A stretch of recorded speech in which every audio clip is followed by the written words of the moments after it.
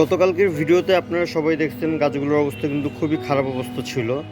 তো আমি তো এক কথায় বলতে গেলে ভাবছিলাম যে গাছগুলো ঠিক হবে কি না। আবার ভেন্ডি গাছ এরকমই হয়, যখন গাছে পানির অভাব হয় বা পানি যদি কম থাকে তাহলে একেবারে গাছগুলো নষ্ট হয়ে যায়। কিন্তু যাই হোক, ভেন্ডি গাছ এখন আল্লাহর রহমতে কালকে পানি দেওয়ার পর গাছ ঠিক হয়ে গেছে।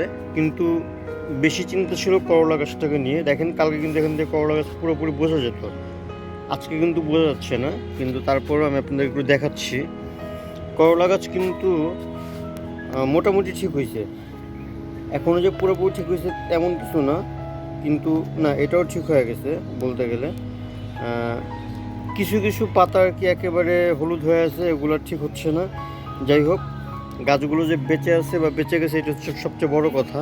আর ভেন্ডি গাছগুলো কিন্তু মাশাল্লাহ আবারও ঠিকঠাক মতো হচ্ছে। তবে এর থেকে একটা জিনিস বোঝা যাচ্ছে যে নিয়মিত গাছে পানি দিতে হবে। পানি না দিলে কিন্তু গাছের অবস্থা খারাপ হয়ে যায়। কালকে পানি দেওয়ার পর কিন্তু এখনও গাছ মাটিগুলো কিন্তু একটু ভিজে আছে। সবচেয়ে ভালো একটা ব্যবস্থা হতো, যেটা আমি করতে পারিনি এবার, মালচিং। মালচিং করতে পারলে সবচেয়ে বেশি ভালো হতো। আমার কিন্তু কোনো গাছে মালচিং করা নাই, কোনো টবে কিন্তু মালচিং করা নেই। একটু যদি আপনারা দেখেন তাহলে কিন্তু বুঝতে পারবেন। তো মালচিংটা যে আমি করব, করার মতো কিছু পাচ্ছি না। মালচিং করার জন্য এই যে এরকম কিছু জিনিস লাগে, যেগুলো আমাদের গার্ডেনিং হয়ে থাকে। যাই হোক, এগুলা আমার আস্তে আস্তে একটু সেট আপ করতে হবে, কারণ আমার এখানে গাছ বেশি, তাই আমি চাইলেও সব কিছু করতে পারি না। এটা হচ্ছে মেন সমস্যা। আর আপাতত এভাবেই পানি দিয়ে যেতে হবে, এছাড়া কোনো উপায় নেই। আর পরবর্তীতে দেখা যাক কতটুকু কী করা যায় সবার জন্য। অল টাইম ম্যাঙ্গো কিন্তু গতকালকে আপনারা দেখছেন 2টা আম হারভেস্ট করছি। আমগুলো কিন্তু প্রচুর মিষ্টি ছিল মাশাল্লাহ। আজকে দেখতেছি আর একটা আম পেকে গেছে। এই যে এটাকে ইনশাল্লাহ আজকে হারভেস্ট করে ফেলবো। রাখার কোনো দরকার আমি মনে করতেছি না, কারণ আমি সবসময় বলি যে গাছে যদি ফল খাওয়ার পরিপক্ক হয়ে যায় তাহলে ফলটা না রাখাই ভালো। এতে করে কি হয়, অন্য যে ফলগুলো থাকে এগুলোর জন্য সুবিধা হয়। কারণ এটা যদি আমি গাছ থেকে সরিয়ে দিই তাহলে কিন্তু গাছটা একটু হলেও হালকা হবে। যাই হোক, আমি কিন্তু প্রচুর পরিমাণ, দেখেন প্রচুর পরিমাণ, এটাকে কি বলে, এই যে দেখছেন কি পরিমাণ, এটা কষ। হ্যাঁ, প্রচুর কষ। তো ধরতে না ধরতেই কষ। যে আমটাকে আমরা হারভেস্ট করে ফেলি। বিসমিল্লাহ। এই যে, আর এটা আর একটা জিনিস হচ্ছে, এটার এই যে গিট, যেটা গিটটাকে আমাদের ফেলে দিতে হবে, ঠিক আছে? তো যেহেতু এখন আমি কোনো কাটার নিয়ে আসিনি, এই গিটটাকে আমি পরে কেটে দিব। তাহলে কি হবে, এখান থেকে আরও কিছু ব্রাঞ্চ বের হবে, এখান থেকে কেটে দিলেই হয়ে যাবে। আর অবশ্যই এটা করার পর ফাঙ্গিসাইড দিয়ে স্প্রে করতে হবে, যাতে কোনো ফাঙ্গাল ইনফেকশন না হয়। বাহ, মাশাল্লাহ। এই যে একটি প্যারা পুরো পেকে হলুদ হয়ে আছে।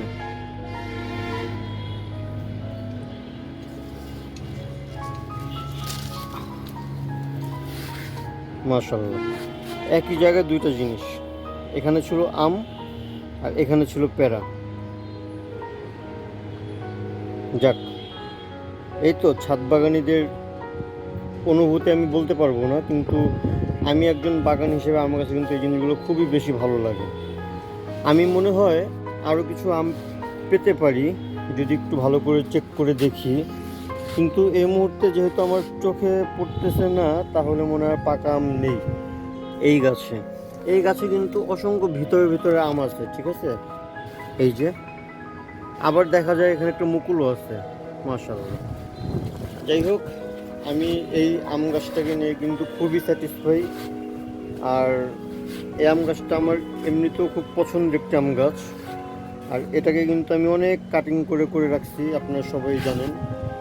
এটা কিন্তু বলতে গেলে একটা শখের থেকে করা, আর কিছুই না। এই পেয়ারাটাও মনে হয় পেকে গেছে। না, এটা আর কিছুদিন থাকুক, এটা এখনো হলুদ হয়নি। এই যে এখানেও আম কিন্তু পাকা লাগতেছে। এই যে একটা আম, এটা পেকে গেছে। পাশাপাশি এই যে আরেকটা, এটাও কিন্তু বলতে গেলে পেকে গেছে। এই যে, যাই হোক, এগুলো আজকে হারভেস্ট করব না, এগুলো আরও একদিন গাছে রাখা যাবে। এটা আর একদিন থাকুক গাছে। ও তারপরে এই যে এটাও তো পেকে গেছে, তো এগুলা আজকে আর নিব না, ভিতরে হয়তো আরও পাকা থাকতে পারে। আর এই গাছটাকে দেখা যাক, আর কিছুদিন পর আমগুলো হারভেস্ট করা হলে আবার এই গাছটাকে ভালো করে পূর্ণ করে দিতে হবে, কাটিং করে দিতে হবে। আর পাশাপাশি যে আমার কাটিমন আম গাছটা, মাশাল্লাহ কাটিমন আম গাছে এখন কোনো আম সম্ভবত হারভেস্ট করার মতো নেই। আমটা ছোট, যাই হোক, হারভেস্টের মতো কোনো আম এই মুহূর্তে কাটিমনে নেই। তো এটার ভিতরেও মোটামুটি এখনও প্রায় 20টার উপরে আম আছে, আমি আশা করতেছি। এখনও ওইভাবে গোনা হয়নি, আর কখনো আমি আম গুনি না, যা আছে তো আছে, এটা আসলে গোনার কিছু নেই। সবজির ক্ষেত্রে একটু বলতে হবে যে গতকালকে গাছে পানি দেওয়ার সময় এগুলো কিন্তু অনেকটা বলতে গেলে শুয়ে পড়ছে, আর দাঁড়ায়নি। এখন এগুলো আছে নাকি নষ্ট হয়ে গেছে তাও বলতে পারতেছি না, এই একটা সমস্যা। এগুলো আমার বীজ দিয়ে করানো গাছ, গাছগুলো নষ্ট হয়ে গেলে কিন্তু খুবই খারাপ লাগে। যাই হোক, এটা অসুবিধা হবে না, দেখা যাক। তারপরে এখান থেকে গতকালকে না সরি, এর আগের দিন এটা হারভেস্ট করা হয়েছে।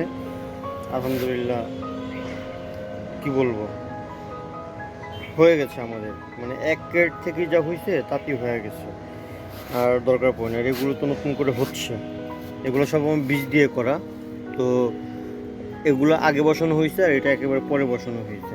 কিন্তু এই জিনিসটার জন্য খুবই খারাপ লাগতেছে, এটা আসলে কিভাবে কি যে করবো বুঝতেছি না। কলমি শাক তো পড়ে যাওয়ার কথা না, কিন্তু কেন যে গাছগুলো পড়ছে, এখানে কি অন্য কিছু আসছিল না কি, নাকি পানির জন্য, এটাও বোঝা একটু আমার জন্য দায় হয়ে গেছে।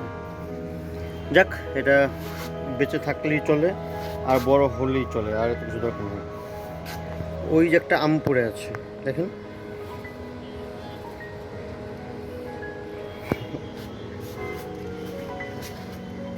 আসলে কি বলবো,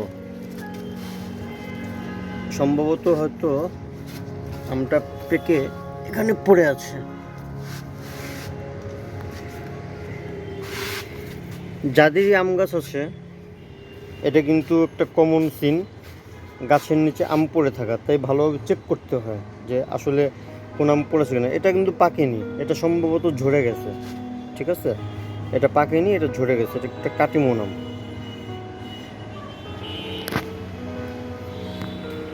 গতকালকে স্প্রে করে দিয়েছিলাম কীটনাশকের স্প্রে, যেহেতু এই গাছটা আমার পুরোপুরি নষ্ট হয়ে গেছে, কিন্তু গাছ যেহেতু এখনও বেঁচে আছে, তো এই জন্য আমি স্প্রে করে দিয়েছি গাছগুলোতে।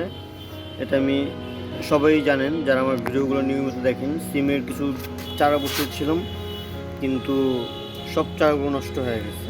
5টা চারা ছিল, 5টাই নষ্ট হয়ে গেছে।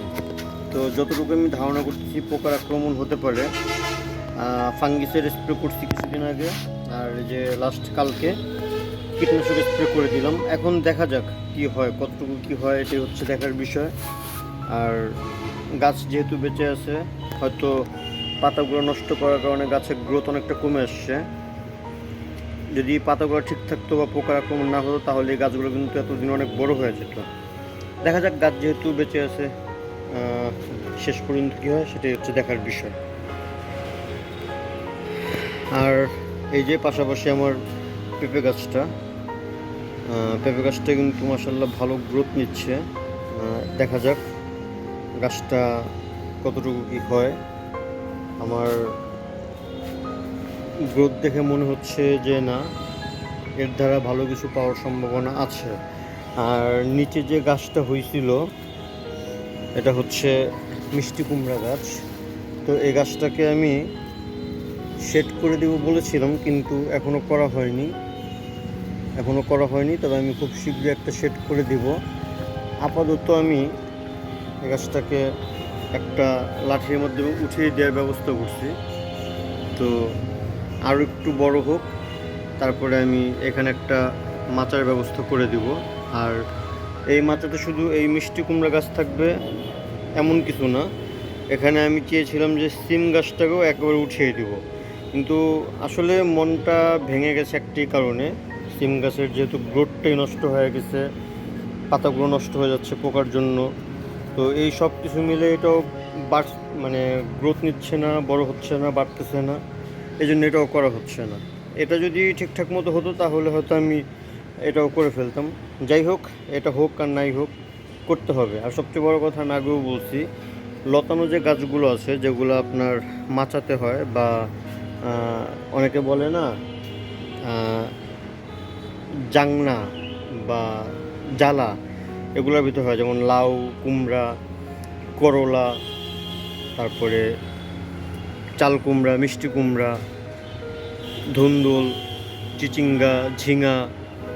তো এই সব আমি চাচ্ছিলাম যে পার্মানেন্ট সেট করে সবগুলোই যখন যেটার মৌসুম, যখন যেটা সময় আমি চাষ করব।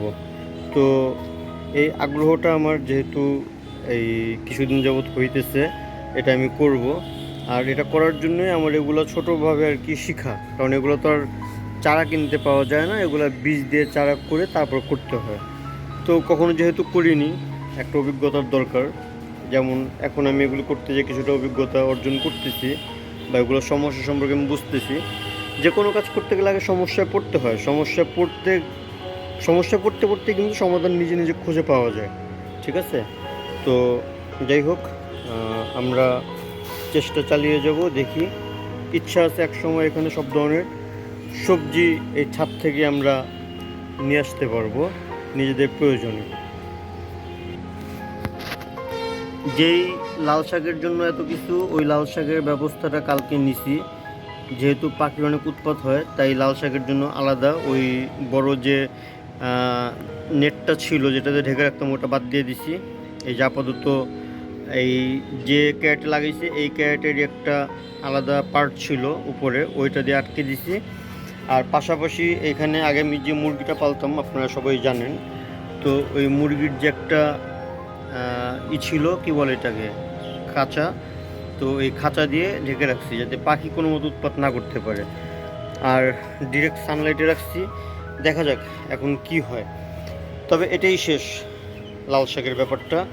এরপর লাল শাক করলেও এইভাবে করব না, আগেও আমি শেয়ার করছিলাম কীভাবে করব, ঠিক ওইভাবেই করব। সেটা হচ্ছে এই যে যেমন কলমি শাক বা বিভিন্ন শাক যখন করি না, শাকের ভিতরে ভিতরে দিয়ে রাখবো, যেটা যেভাবে হওয়ার এমনিতেই আস্তে আস্তে বড় হবে ন্যাচারালভাবে। কিন্তু এইভাবে একাধারে একসাথে এক বেডের ভিতরে শুধু লাল শাক করা, এটা পসিবল না, ওটা পাঁচমিশাল হিসেবেই করতে হবে। আর এই যে গতকালকে আমার এই হাড়িভাঙা যে আম গাছটি, তারপরে বাড়িফোর যে আম গাছ, এগুলো সবগুলোকে আমি কীটনাশক স্প্রে করে দিছি, কারণ গাছ ভর্তি নতুন পাতা, মাশাআল্লাহ। এবারও ভালো ফলন পেয়েছি। আর আগামীবার ফলনের জন্য এই যে এরকম একটা শেপ গাছের, এটি দরকার ছিল, কারণ গাছে যত বেশি পাতা হবে, যত বেশি ডাল হবে, তত বেশি কিন্তু ফলন আমরা পাবো। এটাই হচ্ছে মেন বোঝার ব্যাপার। এই জন্য গাছ কাটিং করতে হয়। যখন আমি গাছটা কাটিং করছি, ভিডিও কিন্তু আমার এই চ্যানেলে দেওয়া আছে, আমি আপনাদেরকে অবশ্যই ডেসক্রিপশনে দিয়ে দিব। তখন কিন্তু গাছটাকে দেখতে খুবই বাজে লাগছে, কারণ এত একটা গাছ এর ভিতরে কাটিং করে সব নাই করে ফেলছি, গাছে বলতে গেলে কিছুই ছিল না। কিন্তু দেখেন আজকে 1 মাসের ব্যবধানে গাছটা কীরকম হয়ে গেছে। সেম এই গাছটাও একই অবস্থা। এটাও যখন কাটিং করছি তখন এটা একেবারে যে এটার মতো অবস্থা হয়েছে তা না, কিন্তু এটার অবস্থা একটু ছিল না, এটাকে তাও বোঝা গেছে এটা ভিতরে ডালপালা কিছুটা আছে। কিন্তু এইটার অবস্থা একেবারে এমন হয়েছে, এটা ডালপালা তেমন ছিল না, জাস্ট কয়েকটা বের হয়েছিল। কিন্তু এখন এটা এমনভাবে ঝোপালো হয়েছে, মাশাআল্লাহ। তো দেখা যাক কীরকম ফল আসে না আসে। গতকালকে এই প্যারা গাছটা আপনাকে দেখিয়েছিলাম, পাতাগুলো যেভাবে শুয়ে পড়ছে, খুবই খারাপ অবস্থা ছিল। আজকে কিন্তু গাছটা আবার ঠিকঠাক মতোই বলতে গেলে দাঁড়িয়ে আছে, কারণ এই যে পানির যে ব্যবস্থাটা গতকালকে ছিল না, ওইটা আবার আজকে ঠিকঠাক আছে তাই। আর হারভেস্টের মতো প্রতিদিন তো আমরা প্যারা এখান থেকে নিচ্ছি, আজকে এটাকে আমরা নিব না, এটা আরও একটু হোক। এই প্যারাটা এটাও নেওয়া যাবে না, এগুলি একদিনে নিতে হবে। আজকে কি কোনো প্যারা আছে? এই যে মাশাআল্লাহ, এই প্যারাটা পেকে গেছে দেখেন। মানে বলতে গেলে এক কথায় প্রতিদিনই আছে, প্রতিদিনই পাওয়া সম্ভব। রোদে আমি কতটুকু বোঝাতে পারতেছি আমি বুঝতেছি না। প্রতিদিনই প্যারা পাচ্ছি, একটা দুইটা প্যারা পাচ্ছি। আজকে কি আর পাবো? গতকালকে 4টা প্যারা নিছি, তার আগের দিন 3টা প্যারা নিছি। এই যার একটা একেবারে পেকে গেছে, তার ধরতে দেরি, ছুটে আসতে দেরি হয়নি। দেখেন আরও আছে।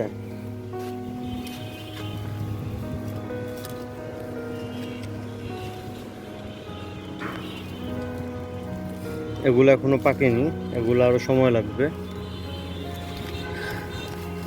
এই যে একটা, এই যে একটা, আর সম্ভবত নেই। 3টা প্যারা আজকে পেলাম, আলহামদুলিল্লাহ। যারা নিয়মিত আমার ভিডিওগুলো দেখেন তারা হয়তো কেউ কেউ ভিডিওগুলো লাইক করবেন, বা কারো কাছে হয়তো ভিডিওগুলো ভালো লাগবে, আবার কারো কাছে ভিডিওগুলো খারাপও লাগবে। এগুলো দেখানোর কি, আসলে ভাই এগুলো দেখানোর কিছু না, কিন্তু আবার এগুলো না দেখালেও হয় না, ঠিক আছে? অনেকেই তো ডেইলি লাইফ ব্লগ করে, ওইটা দেখানোর কি?